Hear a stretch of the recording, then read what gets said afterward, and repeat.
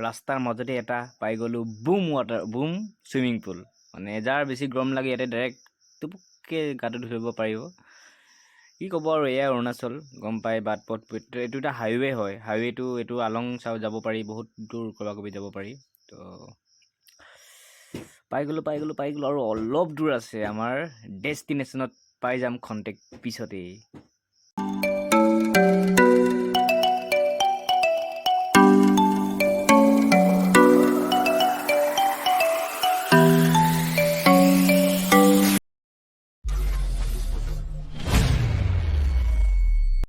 Hi, hello guys, নমস্কাৰ and welcome back to my YouTube channel.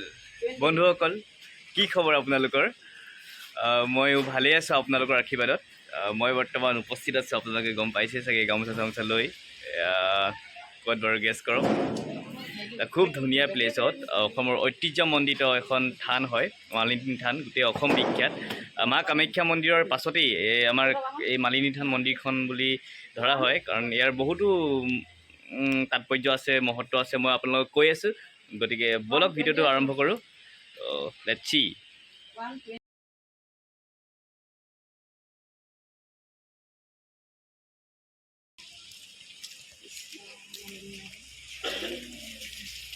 মন্দিৰৰ ভিতৰত প্ৰৱেশ কৰিলোঁ আৰু ইয়াতে টিকেট চেক কৰে, টিকেট ল'ব লাগে, যিহেতু মই দেখাইছিলোঁ অলপ আগতে কাউণ্টাৰটো। আৰু তাতে টিকেট কৰাৰ পিছত এইটো ৰাস্তা এনেকৈ আমি সোমাই আহিলোঁ মন্দিৰলৈ। খুব ধুনীয়াকৈ চাইডে চাইডে ফুল লগাইছে বাগানৰ নিচিনাকৈ। আৰু ওপৰলৈ সেইটো দেখিছে মালিনী থান মন্দিৰ। এইফালে উঠি যাব লাগিব। খুব ধুনীয়াকৈ বনাই দিলে ৰাস্তাটো দেই, আগতে এনেকুৱা নাছিলে।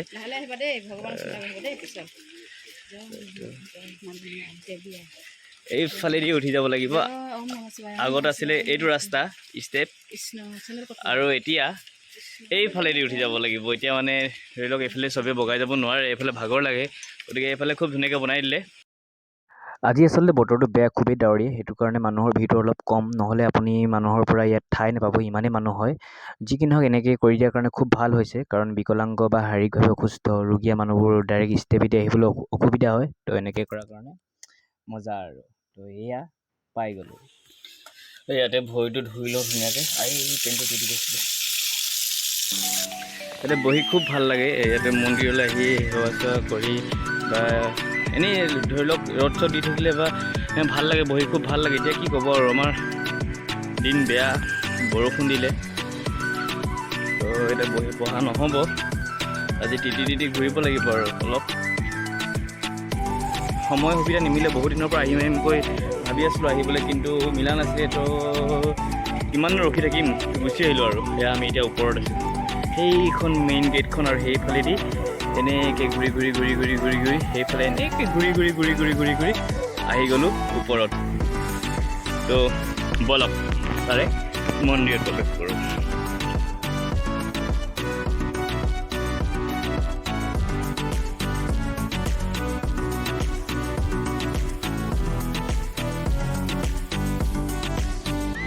পোৱালিটো ঠাণ্ডা লাগিছে, ঠাণ্ডাত কঁপি আছে। আমি মানুহ হোৱা হ'লে কাপোৰ চাপোৰ ল'লোহেঁতেন, কিন্তু কি কৰিব আৰু।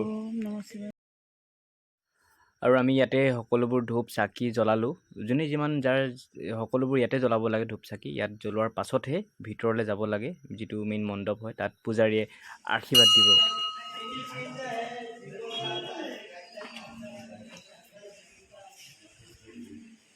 আৰু পোনেই প্ৰৱেশ দ্বাৰতে এনেদৰে দুগৰাকী ৰখা হৈছে। কৃষ্ণ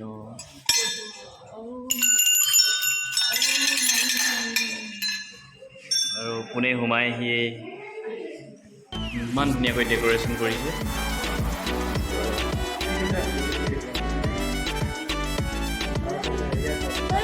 এটি হৈছে সেই বিখ্যাত মালিনী আই মন্দিৰ, আৰু সকলোবোৰ এনেদৰে সেৱা কৰিবৰ কাৰণে যা যোগাৰ চলাই লোৱা হৈছে, যিহেতু প্ৰত্যেক বছৰে অহা নিয়ম আছে। গতিকে আমাৰ এনেকৈ শৰাই এখন দিওঁ, গতিকে এই শৰাইখন ঠিক ঠাক কৰিলোঁ। এয়া ইমানখিনি পাৰোঁ আৰু সামৰ্থ্য অনুযায়ী সকলোখিনি বস্তু এনেদৰে ৰাখিছোঁ। আৰু ইয়াতে কিবাকিবি আৰু সিন্দুৰ ফুল কিবাকিবি আৰু পায়স আছে।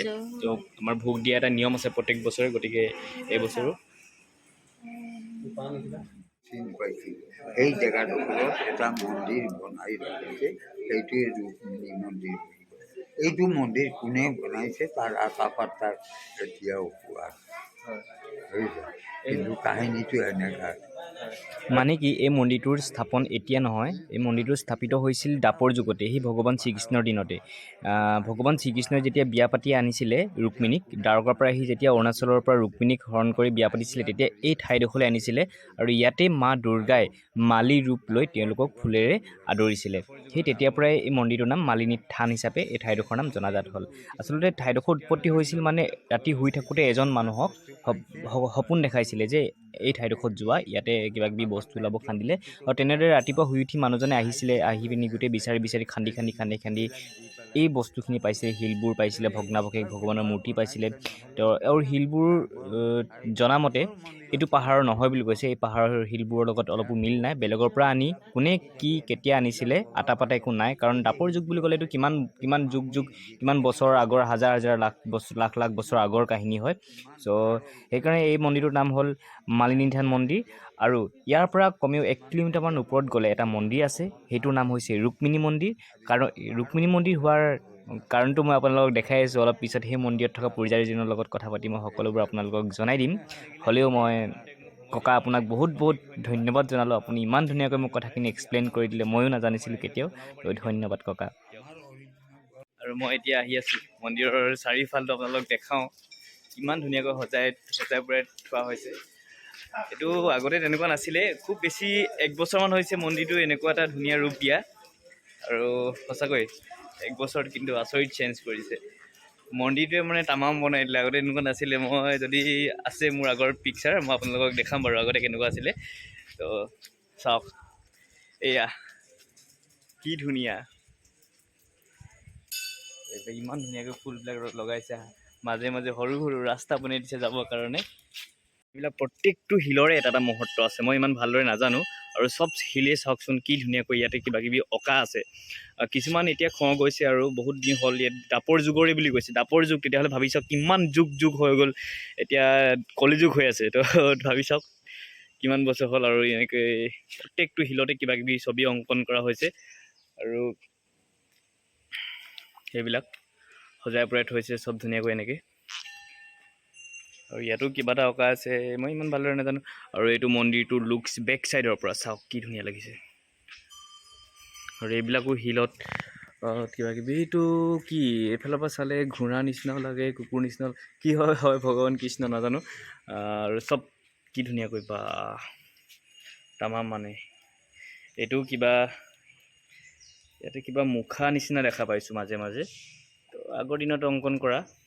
তো ভালকৈ ইয়াৰ ইতিহাসৰ পাতনি মেলিলে, আচলতে এইবিলাক কোনে অঁকা কি হয় এতিয়াও সবিশেষ ইয়াৰ কোনো স্থায়ী, মানে কোনেও এতিয়ালৈকে ক'ব পৰা নাই সবিশেষ কোনে এইবিলাক অংকন কৰা আছিলে, কেতিয়া অংকন কৰা হৈছিলে। কিন্তু এইবোৰ পোৱা গৈছিলে মানে এটা সময়ত, তো সেই পোৱা বস্তুবোৰ এনেদৰে সংৰক্ষণ কৰি ৰখা হৈছে। আৰু তাতকৈ কিমান দিনৰ আগৰ এইটো কোনো ক'ব নোৱাৰে, চ' বহু পুৰণি হয় এইবিলাক। আৰু এতিয়া গৈ আছোঁ পাহাৰৰ একেবাৰে শীৰ্ষত থকা ৰুক্মিণী মন্দিৰলৈ। তো এনেকৈ যাব লাগিব পাহাৰ বগাই মাহঁত আগত গৈ আছে, আৰু বলক পাহাৰ বগাই চেনিমাই, ইয়াত কোনো চেনিমাই নাই, বা ভয়ংকৰ ৰাস্তা, এইফালেদি যাব লাগিব গাইছ, আৰু এইফালেদি মজা লাগেগা। কিন্তু সাৱধান ইয়াত খোজকাঢ়োঁতে, কাৰণ ইয়াত যিহেতু কোনো খটখটি নাই, ষ্টেপ নাই, গতিকে যদি বাই চান্স ইয়াৰ পৰা পিছলি পৰিব লগা হয়, তেতিয়াহ'লে আৰু মোক মা মালিনীয়াৰ বাহিৰে আৰু বচাওঁতে কোনো নোলাব। বা অফ ৰোডিং চাওক না, কি চালিয়া ৰাস্তা চাওক না। এইটো আছিলে পুৰণা মন্দিৰ, 1 বছৰ আগতে এই মন্দিৰটো ভাঙি এই নতুন মন্দিৰটো ইয়ালৈ লৈ যোৱা হৈছে। আগত এইফালেদি যাবলগীয়া আছিলে, একদম মানে মাজত ষ্টেপ নাথাকে, গছৰ শিপাই বগাই মেমৰিজ হয়, বহুত সৰুতে গৈছিলোঁ তেনেকৈ। এতিয়াও এনেদৰে যাব লাগিব, এইবিলাক বহুত পিছল, মানে এনেকৈ সৰকি যাব লাগিব।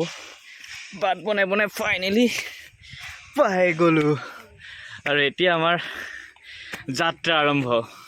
200 300 বেছি হ'লেও 400 500 মান হৈ যাব চাগে তামাম ওপৰলৈ যাব লাগিব আৰু ওপৰৰ পৰা গোটেই চাৰিওফালে দেখি পায় ব্ৰহ্মপুত্ৰ নদী দেখি পায় ইয়াৰ পৰা একেবাৰে ওপৰৰ পৰা এতিয়া আমি ইয়ালৈ এদিনীয়াকৈ আহোঁ কাৰণে খুব ভাল লাগে ফুৰি কিন্তু যেতিয়া বেছি দিন থাকিম বৰিং হৈ যাম কাৰণ ইমান ওপৰলৈ অকল ওপৰলৈ অহা যোৱা ওপৰলৈ উঠা তললৈ নমা সেইবিলাকে কৈ থাকিব লাগে ইমান ষ্টেমিনা নাই গতিকে ইয়াত পাৰ্মানেণ্টলি নহ'ব আৰু চাওক না কি ধুনীয়া পৰিৱেশ ৱাও আৰু সেই দূৰত মাহত আছে বলক বা পাইছা দেই বা ইমান পাইছা তুমি বা দেখিছা আমি কেনেকৈ আহিছোঁ ভাগৰ লাগিছে এই মন্দিৰ কেনেকুৱা লাগিছে আহি কোৱা কিমান ভাল লাগিছে বহুত বেছি ভাল লাগিছে ন মজা হাহা আৰু ওপৰত আৰু ভাল লাগিব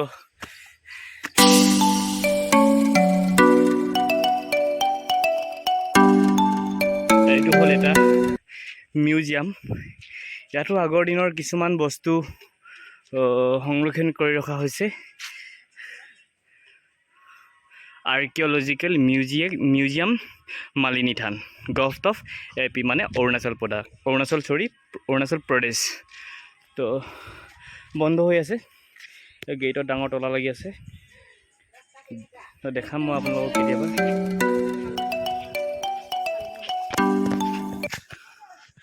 সঁচাকৈ অৰুণাচলৰ ঘৰবোৰ খুব ধুনীয়া আৰু পূৰা ৰিক্সি হয় মোৰ ভয়ো লাগে অৰুণাচলত কাৰণ ঘৰ বাই চান্স যদি ভূমিকম্প আহি যায় কিবা আহি যায় তেনেকুৱা হৈ গ'লে কি হ'ব মানে হ'লেও আমিহে ভয় কৰোঁ কিন্তু তেওঁলোকেতো তেনেকুৱা ঘৰতে বাস কৰি আহিছে পাৰ্মানেণ্টলি তো তেওঁলোকৰ ভয় নাই আৰু দৌৰা বা পোৱালি বেলেগ ষ্টেমিনা চবতকৈ আগত দৌৰ মাৰি আছে পোৱালি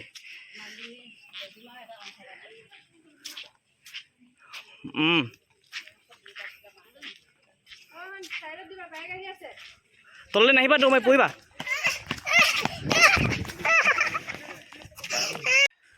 মোৰ ষ্টেমিনাও কম নহয় এই পাহাৰী ৰাস্তাত পোৱালিক দাঙি ওপৰলৈ আহি আছোঁ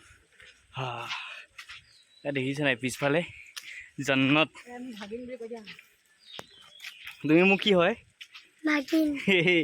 মোৰ কিউট ভাগিন ষ্টেমিনা মোতকৈ বেছি তাৰ এতিয়া আমি পাই গ'লোঁ ৰুক্মিণী মন্দিৰ য'ত নেকি ভগৱান শ্ৰীকৃষ্ণই ৰুক্মিণীক বিয়া কৰাই আনি মালিনী থান মন্দিৰত আৰু ইয়াত তেওঁ জিৰণি লৈছিলহি গতিকে এইটোত ৰুক্মিণী মন্দিৰ হিচাপে জনাজাত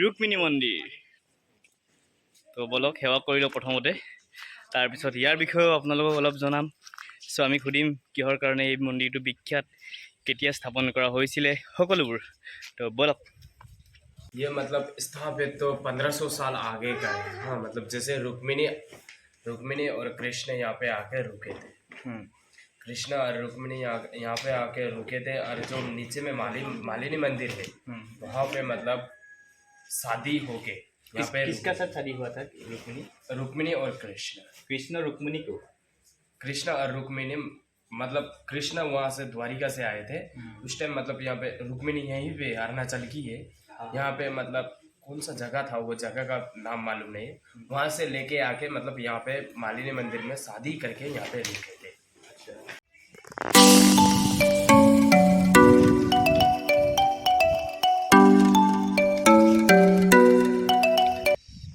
সকলোৱে নিজৰ নিজৰ মনৰ ইচ্ছা পূৰণ কৰিবৰ বাবে এনেধৰণে এখন কি বুলি কয় নাজানো চুনি কয় নে ৰূপপাত্তা কয় ভগৱানেও চুনি চাগে তো ইয়াতে এনেদৰে বান্ধি ৰাখিছোঁ বা তামাম মানে আৰু আমিও ইয়াতে আমি যিহেতু অনা নহ'ল গতিকে ইয়াতে ৰাখি বান্ধি দিওঁ আৰু ৰাখি লাইন লগাইছে গতিকে আমিও ইয়াৰ পৰা ইয়ালৈকে এই লাইন এটা লগাই দিছোঁ চাওঁ অহা বছৰলৈ আহি পিনি আমাৰ লাইনটো কিমান ভৰ্তি হয় তো প্ৰথম এয়া ষ্টাৰ্ট দিছে বাইদেৱে অহা বছৰকৈ চাম আহি আকৌ আমাৰ লাইনটোত কিমান ভৰ্তি হৈছে মই ডাৱৰ লগত খেলি আছোঁ ইয়াত দেখিছে নাই মোৰ হাতৰ আগত ডাৱৰ ৱাও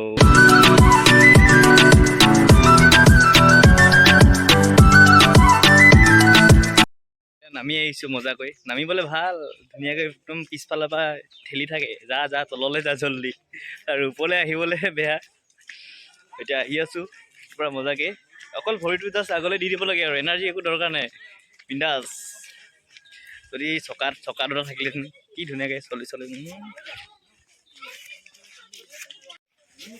আহি গ'ল ধামাকা বৰষুণ আৰু বৰষুণৰ কাৰণে সোমাই দিলোঁ ইয়াত आंटी का दुकान में क्या क्या मिलता है आंटी हाँ और पुचका है ना पुचका सचा आंटी बहुत टेस्टी एकदम घुगुनी सालिया घुगुनी बनाइছে বিলাহী দিছে পিঁয়াজ কবি পাত দিছে तो यार घुगुनी आंटी घुगुनी अरुणाचल का घुगुनी टेस्ट करेगा कैसा है